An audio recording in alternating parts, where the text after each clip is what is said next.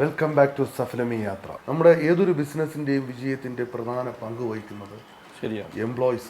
ശരിയാണ് the most important പാർട്ടാണ് അവർക്ക് കൊടുത്തിരിക്കുന്നത്. ശരിയാണ്. അവരുടെ ഒരു സപ്പോർട്ട് ഇല്ലാതെ നമുക്ക് ഒരിടത്തും എത്തിച്ചേരാൻ കഴിയില്ല. 100%. എത്രത്തോളം അത് നമ്മുടെ ഈ കമ്പനിയിലെന്ന് പറഞ്ഞാൽ എംപ്ലോയീസ് ഉണ്ടെങ്കിൽ ഈ കമ്പനി നടത്താൻ പറ്റത്തില്ല. എംപ്ലോയീസ് ജോലി തേടി വരുമ്പോൾ നമ്മൾ ആ എംപ്ലോയി എല്ലാവരും കാണുന്നത് നമ്മൾ വളരെ സുഹൃത്തായിട്ടും അവരുടെ ആവശ്യമുള്ള മോട്ടിവേഷനും കൊടുത്ത് നമ്മൾ കൊണ്ട് റീറ്റെയിൻ ചെയ്യണം. ഈ കഴിഞ്ഞ ഒരാഴ്ച മുമ്പ് നമ്മൾ ചെയ്ത ഒരു പ്രോഗ്രാം എന്ന് പറഞ്ഞാൽ ഓൾ എംപ്ലോയീസ് മീറ്റ് നമ്മൾ ചെയ്തു. ഈ ഓൾ എംപ്ലോയീസ് മീറ്റ് എന്ന് പറയുമ്പോൾ കഴിഞ്ഞ 9 വർഷം നമ്മൾ കൊണ്ടുവന്ന എംപ്ലോയീസ് എന്ന് പറഞ്ഞു കഴിയുമ്പോൾ 175 പേരാണ് നമ്മൾ കൂട്ടിക്കൊണ്ടുവന്നിരിക്കുന്നത്. അപ്പോൾ അവരെ നമ്മൾ എങ്ങനെ മോട്ടിവേറ്റ് ചെയ്യാൻ പറ്റും, അവരെ നമ്മൾ എങ്ങനെ റീറ്റെയിൻ ചെയ്യാൻ പറ്റും, അവരെങ്ങനെ നമ്മൾ റിവാർഡ് കൊടുക്കാൻ പറ്റും, അവരെങ്ങനെ സന്തോഷിപ്പിക്കാൻ പറ്റും. ഞാൻ എൻ്റെ വീട്ടിൽ വെച്ച് ബിസിനസ് തുടങ്ങുമ്പോൾ എൻ്റെ ഒരു ബെഡ്റൂമിൽ ഒരു കമ്പ്യൂട്ടറിൽ ഇരുന്ന് വർക്ക് ചെയ്യാൻ തുടങ്ങിയ ഒരു 22 വയസ്സുകാരനാണ് ജോജി ജോസഫ് എന്ന് പറയുന്നത്. അന്ന് തുടങ്ങിയ ആ ജോജി ഇന്ന് 9 വർഷം കഴിഞ്ഞ് 10ാമത് വർഷം നമ്മുടെ കൂടെ നിൽക്കുന്നതാണ് ഈ കമ്പനീൻ്റെ സ്ട്രെങ്ത്ത്.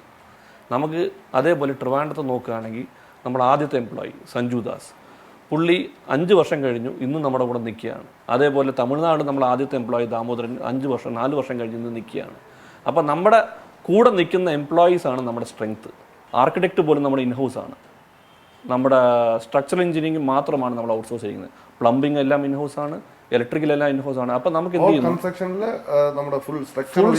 ബാക്കി എല്ലാം നമ്മൾ ഇൻഹൗസ് ചെയ്യുന്നു. ഇത് ചെയ്യുന്നതിൽ നമുക്ക് എന്താ അഡ്വാൻറ്റേജ്, നമ്മുടെ കോസ്റ്റ് കുറയ്ക്കാൻ പറ്റുന്നു. നമുക്ക് വളരെ സന്തോഷപൂർവ്വം ജോജിയെ ഈ പ്രോഗ്രാമിലേക്ക് സ്വാഗതം ചെയ്യാം. കാരണം ജോജിയാണ് ആദ്യത്തെ എംപ്ലോയി, ഇവിടുത്തെ സൗവർണികയുടെ ആദ്യത്തെ എംപ്ലോയി. അതുമാത്രമല്ല ജോജി നമ്മുടെ ആദ്യത്തെ എംപ്ലോയി ആണ്, എൻ്റെ സെക്കൻഡ് ഇൻ കമാൻഡും ആണ്. എനിക്കൊരു അനുജനില്ല, ബട്ട് എൻ്റെ ഒരു അനുജനായിട്ടാണ് പുള്ളി എന്ന് കാണുന്നത്. അങ്ങനത്തെ ഒരു ലെവൽ പോലും ഞാൻ അങ്ങനെ കൊണ്ട് നടത്തിയിരിക്കുകയാണ്. അങ്ങനത്തെ ഒരു ജോജിയെ നമുക്ക് തീർച്ചയായും ഈ പ്രോഗ്രാമിലേക്ക് സ്വാഗതം ചെയ്യാം. വളരെ സന്തോഷം ഈ പ്രോഗ്രാമിൽ അതിഥിയായിട്ട് കിട്ടിയത് ജോജിയുടെ നാട്. എൻ്റെ നാട് കോട്ടയത്താണ്. മിസ്റ്റർ റാംജി സുബ്രഹ്മണ്യത്തിൻ്റെ വാക്കുകളിലൂടെ എൻ്റെ ബ്രദറാണ് എന്ന് പറയുവാൻ സാധിച്ചിട്ടുണ്ടെങ്കിൽ താങ്കൾ അതിനെ അത്രത്തോളം ആത്മാർത്ഥമായിട്ട് സത്യസന്ധമായിട്ട് ആ കർത്തവ്യത്തെ, ആ ജോലിയെ കണ്ടു എന്നുള്ളതുണ്ടാണ്. തീർച്ചയായിട്ടും. എങ്ങനെയായിരുന്നു സൗവർണികയിലേക്കുള്ള എൻട്രി? ആക്ച്വലി ഞാൻ നാട് വിട്ട് ബാംഗ്ലൂരിൽ വരുന്നത് ഒരു ജോലി എന്നൊരു സ്വപ്നം തന്നെ. ഫ്രണ്ട്സിനോടെല്ലാം പറഞ്ഞു ഒരു ഓപ്പർച്യൂണിറ്റീസ് ഒക്കെ ഉണ്ടെന്നുണ്ടെങ്കിൽ അറിയിക്കണം, ജോലിക്ക് വേണ്ടി നോക്കിക്കൊണ്ടിരിക്കുകയാണ് എന്ന് പറഞ്ഞുകൊണ്ടിരുന്നപ്പോൾ പുള്ളി ഒരു റെഫറൻസ് നമ്പർ തന്നു. അത് സാറിൻ്റെ നമ്പറായിരുന്നു. അപ്പം ഞാൻ സാറിനെ ഞാൻ ആ സാറിനെ വിളിക്കുമ്പം സാർ വന്നു എന്നോട് വന്ന് മീറ്റ് ചെയ്യുമെന്ന് പുള്ളി എന്നോട് പറഞ്ഞു. സാർ എന്നോട് പറഞ്ഞു. സാറുമായിട്ട് മീറ്റ് ചെയ്തു, സംസാരിച്ചു. അപ്പം ഞാൻ പറഞ്ഞു എനിക്കിങ്ങനെ ഒരു ജോലി വേണം. അപ്പം സാർ എന്നോട് പറഞ്ഞു ശരി, ഒരു ഓപ്പർച്യൂണിറ്റി ഉണ്ട്. എനിക്ക് കൂടുതൽ വേണ്ടത് എൻ്റെ കൂടെ നിൽക്കുന്ന ഒരാളിനെയാണ് ഞാൻ നോക്കുന്നത്. അന്നത്തെ ആദ്യമായിട്ട് മീറ്റിംഗ് വെച്ചാണ് സാർ ഓക്കെ ഇന്നൊരു ദിവസം വരുന്ന ജോലിക്ക് ജോയിൻ ചെയ്തോളാൻ പറയണം. കഴിഞ്ഞ 9 വർഷക്കാലം കൊണ്ട് സൗവർണിക തന്ന ഏറ്റവും വലിയ മാറ്റം ഏതായിരുന്നു? എനിക്ക് സൗവർണിക തന്ന മാറ്റം, ഞാൻ സാറിൻ്റെ കൂടെ ജോയിൻ ചെയ്യുന്ന സമയത്ത് ഞാൻ പറയാം, എനിക്ക് ഒരാളെ മുഖത്ത് നോക്കി സംസാരിക്കാൻ വേണ്ടിയിട്ടുള്ള ഒരു ധൈര്യം ഇല്ല. ഞാൻ അങ്ങനെ മുഖത്ത് നോക്കി സംസാരിക്കാത്ത ഒരാളാണ്. ഗ്രാമത്തിൽ നിന്ന് വന്ന ഒരു ഇതായത്. പക്ഷെ ഞാൻ സാറിൻ്റെ കൂടെ നിന്ന് സാറിൻ്റെ എനിക്ക് അന്ന് സംസാരിക്കുന്നതിന് ഒരു ഭയങ്കര മോട്ടിവേറ്റാണ്. നമ്മൾ എന്താകണം ഒരു എയിം. കാരണം അന്ന് നമ്മൾ വരുന്നു, ജോലി ചെയ്യുന്നു, എന്തെങ്കിലും സാലറി വാങ്ങിക്കുന്നു പോകുന്നു. പക്ഷെ അതല്ല ഒരു എയിം. എന്താണ് ഒരു എയിം, നമ്മൾ എങ്ങനെയാണ് അതിനെ ഡ്രൈവ് ചെയ്യേണ്ടത്, ആ എയിമിൽ റീച്ച് ആവാൻ എങ്ങനെയാണ് ഡ്രൈവ് ചെയ്യേണ്ടത്. ഡ്രൈവ് എന്ന് പറയുന്നത് ഒരു വലിയൊരു കാര്യമാണ്. ഡ്രൈവ് ചെയ്യാൻ അറിയാത്ത ആൾക്കാർ പഠിപ്പിക്കുക, അല്ലെങ്കിൽ അത് ഡ്രൈവ് ചെയ്ത് പ്രോപ്പറായിട്ട് കൊണ്ടുവന്നാലേ നമ്മൾ പ്രതീക്ഷിക്കുന്ന എയിമിൽ നമുക്ക് എത്തിച്ചേരാൻ പറ്റും. അത് ഡ്രൈവ് എന്ന് പറയുന്നത് ഒരു വലിയതാണ്. അത് എങ്ങനെ ഡ്രൈവ് ചെയ്തു പോകണം എന്നുള്ള കാര്യമാണ് സാറിൻ്റെ അടുത്ത് ഞാൻ പഠിച്ചത്. പിന്നെ അതിൻ്റെ കൂട്ടത്തിൽ ഞാൻ കൂടെ വന്ന സപ്പോർട്ടിൻ്റെ കൊളീഗ്സ് വന്നത്, അത് സാറിൻ്റെ അല്ലെങ്കിൽ സാറിൻ്റെ ലക്കെന്ന് പറയണം, വന്ന ആൾക്കാർ മുഴുവൻ എല്ലാവരും പിന്നീട് ജോയിൻ ചെയ്യുന്ന ആൾക്കാർ മുഴുവൻ നല്ല സക്സസ് ആയിട്ട്, നല്ല ബ്രില്യൻസ്, നല്ല ആൾക്കാർ കൊളീഗ്സായിട്ട് ഇവിടെ കിട്ടി. അവരുടെ കൂടെ എനിക്ക് ഇന്ന് ജോലി ചെയ്യാൻ പറ്റി. ഒരു പൊളിറ്റിക്സും കാര്യങ്ങളും അല്ല, അവരുടെ കൂടെ നിന്ന് ഞാൻ കാര്യങ്ങൾ പഠിച്ചു.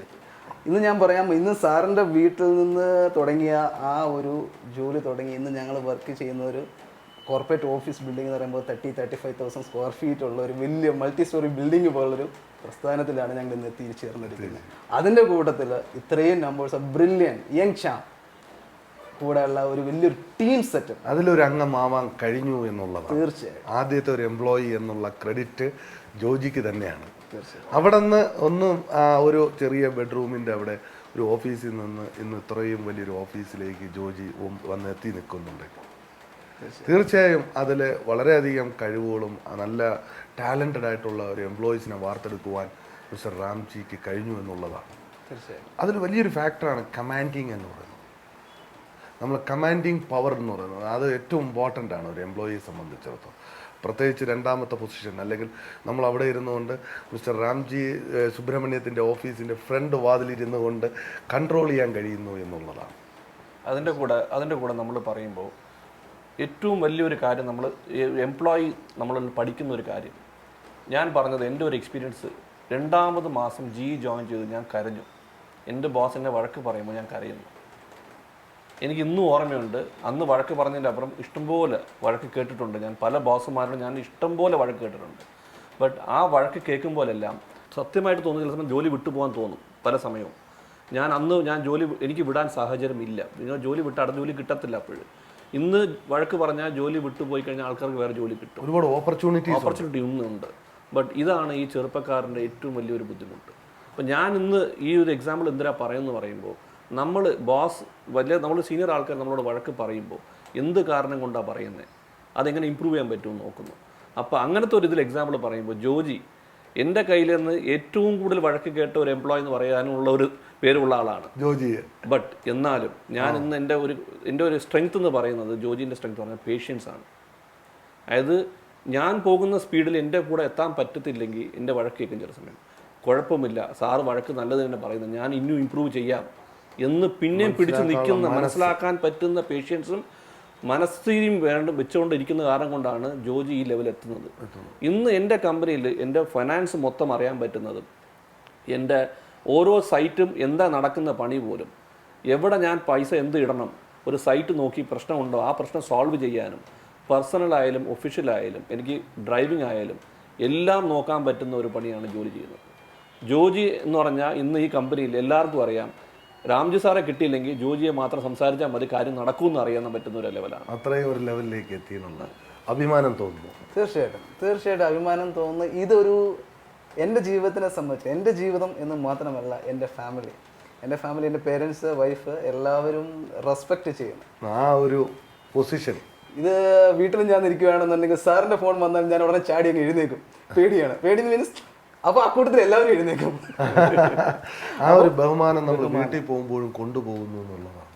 തീർച്ചയായിട്ടും അതാണ് ജോജിയെ മറ്റുള്ളവരിൽ നിന്ന് വ്യത്യസ്തമാക്കുന്നതും ഇവിടെ കൊണ്ടുവരെ എത്തിക്കുവാൻ സാധിച്ചതെന്നുള്ളത് വളരെ ഒരു ഫാക്ടറാണ് സാറ് പറഞ്ഞത്. കാരണം നമ്മൾ വഴക്ക് പറയുമ്പോൾ അതിനെ അക്സെപ്റ്റ് ചെയ്യുവാനും അത് എൻ്റെ ഭാഗത്തു നിന്ന് ഇമ്പ്രൂവ് ചെയ്യാൻ ശ്രമിക്കണം എന്ന് തോന്നുന്ന ഒരു നല്ല ഒരു മെൻറ്റാലിറ്റി ഇന്നത്തെ സമൂഹത്തിന് വേണം. എങ്കിൽ മാത്രമേ നമുക്ക് ഡെവലപ്പ് ചെയ്യാൻ സാധിക്കുകയുള്ളൂ. അല്ലാതെ ഓപ്പർച്യൂണിറ്റീസ് ആർ ഓപ്പൺ എന്ന് പറഞ്ഞുകൊണ്ട് ഇവിടെയും കളഞ്ഞുകൊണ്ട് മറ്റിടത്തേക്ക് പോകുന്നവർ ശരിയാണ്, ഒരിക്കലും അവിടെ നിന്നും വേറൊരു സ്ഥലത്തേക്ക് പോകും. അവർക്ക് അന്വേഷിച്ച് കൊണ്ടേയിരിക്കണം.